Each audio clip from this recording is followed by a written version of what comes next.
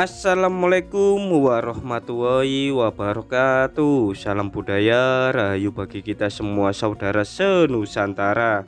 Lusuhan kali ini kita mendatangi sebuah tempat yang mana sering dijadikan sebagai tempat mencari kekayaan secara instan alias pesugihan. Tepat di hadapan kita ini merupakan sebuah kuburan masyarakat umum. Namun tak jauh dari kuburan ini, disitulah titik pusat untuk mencari pesugihan yang dikenal dengan pesugihan Bawuk Bubra. Mungkin pesugihan ini asing bagi telinga-telinga kalian semua, karena memang tempat ini pesugihannya hanya khusus orang-orang tertentu saja yang mengetahui lokasi beserta syarat-syaratnya dalam melakukan ritual pesugihan. Setelah kita meninjau lokasi kuburan, selanjutnya kita berjalan kaki, yang mana kalian juga bisa menggunakan kendaraan roda 2 maupun roda 4, dan lokasinya memang berada di seputaran atau kawasan hutan jati. Saat langkah kami memasuki kawasan hutan ini, terasa bulu kuduk serta bulu jembut berdiri, dan auranya pun sangatlah berbeda dari tempat kita di kuburan tadi.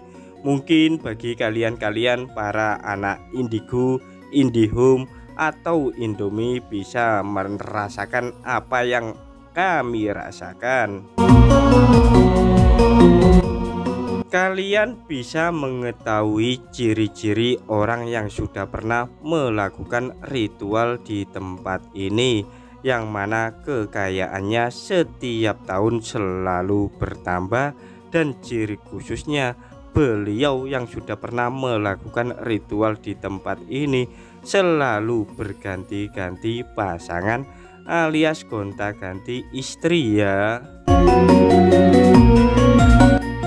Jika kalian melihat semacam seperti itu di tetangga-tetangga atau lingkungan kalian, maka dipastikan orang tersebut melakukan ritual pesugihan Bawuk Bubra di tempat ini. Pesugihan di tempat ini konon katanya tanpa memakai tumbal hewan maupun tumbal manusia, yang dipastikan kalian termasuk melakukan ritual pesugihan putih di tempat ini. Meski pesugihan di tempat ini bisa dibilang tanpa tumbal, namun ada batasan-batasan tertentu bila melakukan ritual di tempat ini, yang mana pembatasannya tersebut berupa 7 kali. 7 kali pembatasan di tempat ini maksudnya ialah kalian hanya bisa melakukan ritual di sini mentok sampai 7 kali. Jadi selebihnya kalian pasti gagal total, dan bila kalian nekat, maka sesuatu hal yang tak diinginkan kalian pasti terjadi. Sifat serakah kalian apabila melanggar pantangan tersebut, maka dipastikan kalian berubah seperti monyet yang ada di hadapan kita ini. Dan monyet-monyet di sini disinyalir merupakan para pelaku-pelaku pesugihan yang masih merasa kurang bersyukur apa yang ia dapatkan saat menjalani ritual di tempat ini. Maka dari itu saran kami, bila kalian sudah melakukan atau melaksanakan ritual di tempat ini dan sudah mencapai keinginan kalian, maka kelolalah uang tersebut dengan betul-betul agar kalian tak jatuh melarat lagi atau tak jatuh miskin lagi, sehingga kalian sudah bersyukur apa yang kalian dapat. Namun bila kalian serakah, maka kalian akan dikutuk menjadi monyet-monyet penghuni kawasan ini. Selanjutnya kita akan menuju ke sebuah sendang yang dikeramatkan oleh masyarakat, yang umumnya disebut dengan Sendang Joko Tarub, yang mana para bidadari sering mandi di sini guna melakukan ritual cuci bau mereka, dan selendangnya maksudnya serta kancutnya diambil sama Joko Tarub. Begitu pula bila kalian berniatan mencari pesugihan seperti mas-mas atau bapake-bapake yang ada di hadapan kita ini, maka kalian harus menjalani tata cara ritual di tempat ini dengan mandi di Sendang Joko Tarub ini. Kami ingatkan lagi ya, jika kalian berniatan mencari pesugihan di tempat ini, kalian wajib membawa bunga setaman yang nantinya kalian sebarkan atau kalian taburkan di area permukaan air sendang ini, yang mana air tersebut nanti kalian buat mandi serta cuci sontol kalian. Namun tak hanya kalangan lelaki saja, coba kalian perhatikan, ada emak-emak juga ingin melakukan ritual pesugihan di tempat ini. Jadi memang tak hanya kalangan bapake-bapake saja, namun kalangan emake-emake juga melakukan ritual pesugihan di tempat ini. Saking top chairnya pesugihan di tempat ini, maka tak heran setiap orang datang ke sini biasanya dari orang luar daerah, bahkan luar pulau atau luar provinsi. Jadi memang betul-betul tempat ini disakralkan dan dikeramatkan oleh warga sebagai tempat pencari pesugihan halal.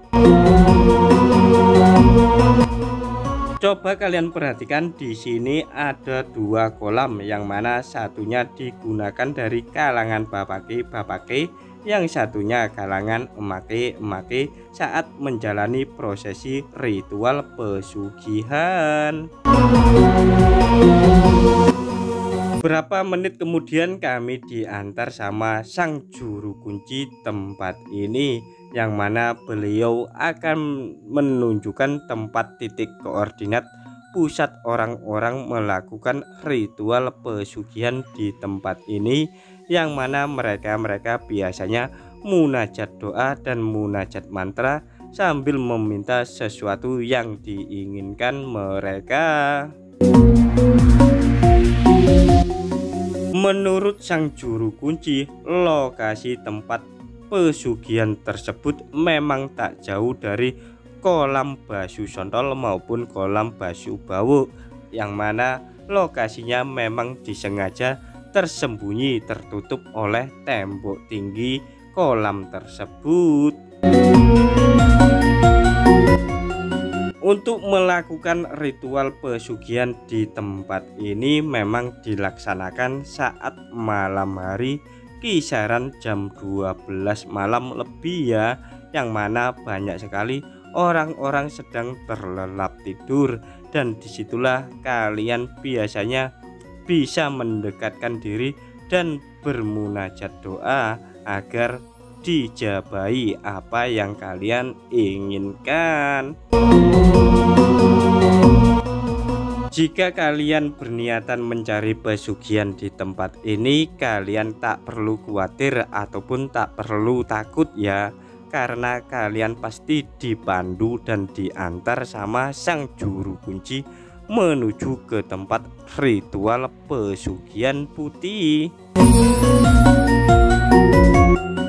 Jangan lupa kalian kalau berkunjung ke tempat ini dalam rangka mencari pesugihan, kalian membawa senter atau penerangan sendiri ya, agar nantinya kalian tak tersandung dengan bebatuan dan agar kalian aman dari gigitan ular berbisa karena lokasinya di semak belukar ini.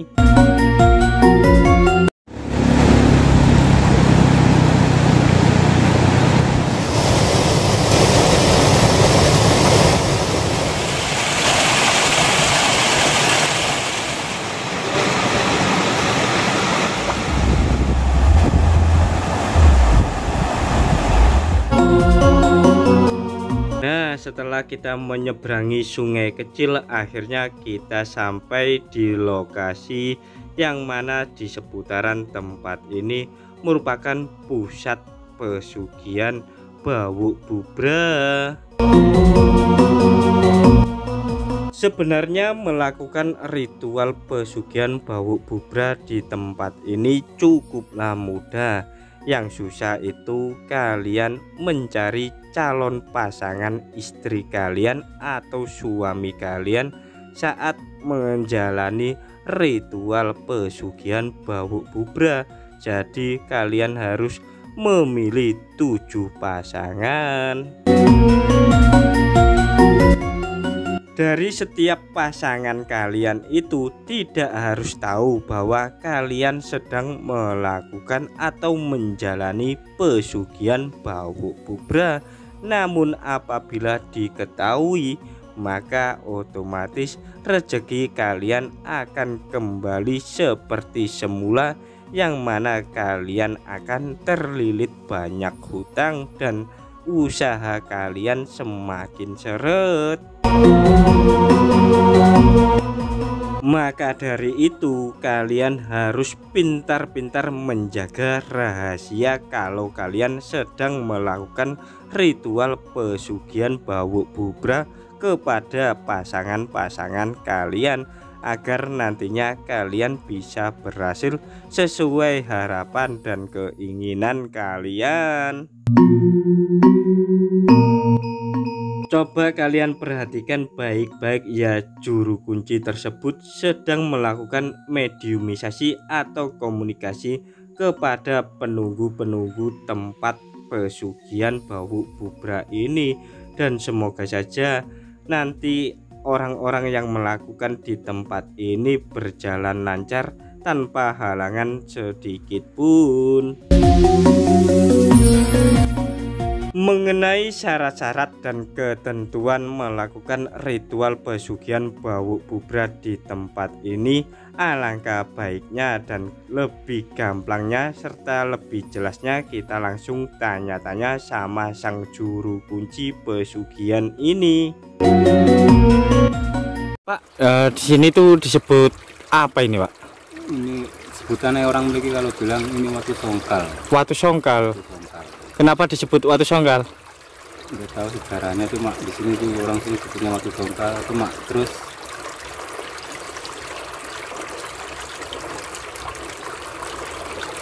yang datang ke sini itu biasanya ngapain saja, Pak? kebanyakan orang kalau datang kemari itu minta nomor, minta apa itu. Minta nomor. Loh, masih ada nomor, Pak? Ya, apa itu dulu-dulunya itu kan waktu musim tombok. Oh, orang-orang zaman dulu. iya iya ya. Tahun 2000-an itu ya. Iya.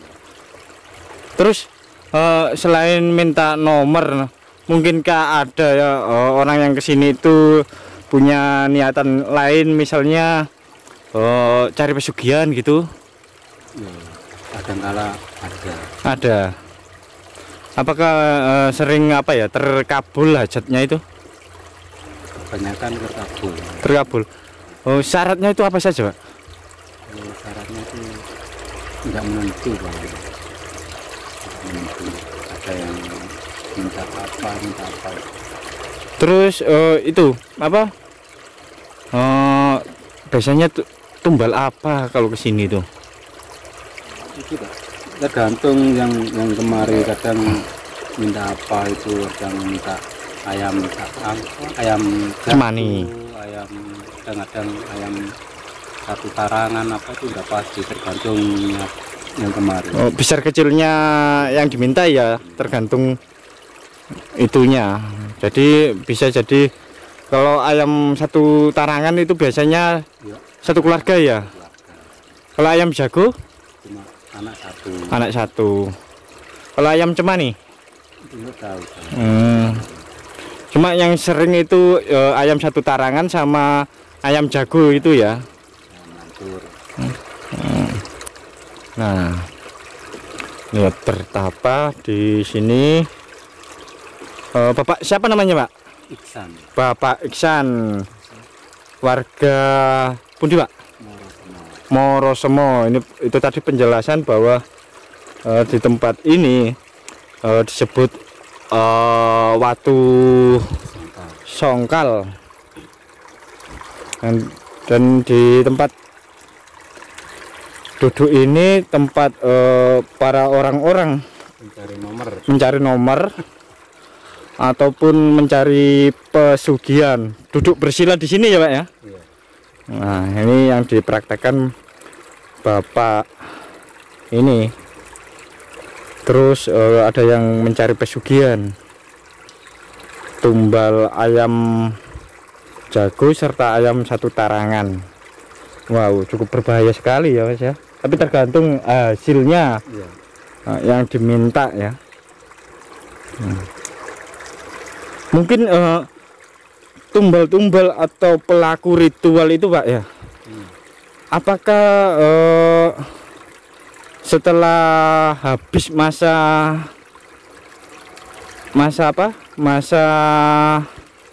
pesugihannya itu berubah jadi monyet-monyet yang seperti di sekitar sini itu? Enggak. Dan tergantung dia tuh paling mengikuti arus pekerjaan. Dia mungkin bantu dari segi pekerjaan atau apa itu. Oh, membantu pekerjaan. Berubah jadi kayak monyet apa itu dari segi pekerjaan. Dari segi pekerjaan. Berdagang, dibantu dari dagang. Oh, penglaris. Tapi enggak pernah ya yang pelaku pesugihan itu waktu masa pesugihannya itu habis, terus akhirnya dia sendiri yang jadi korban, terus berubah jadi monyet mungkin.